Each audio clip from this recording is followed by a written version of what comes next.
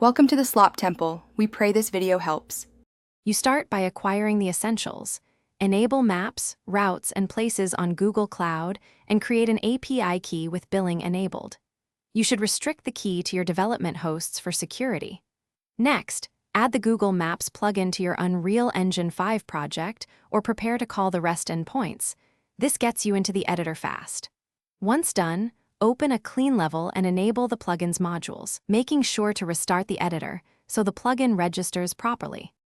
Now place the Google Map actor or a prepared blueprint into the scene and set the center coordinates and desired zoom level.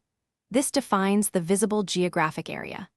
Choose a raster or vector map type and adjust tile resolution to balance fidelity and performance because high-res tiles increase memory use.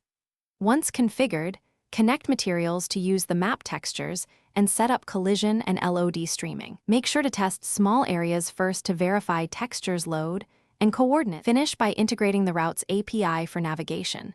Request waypoint geometry and convert polyline data into Unreal splines for movement and visuals. For large scenes, implement tile caching, request throttling, and asynchronous loading so runtime stays smooth. This avoids spikes and excessive billing. Test pathfinding with varied zooms and different map styles.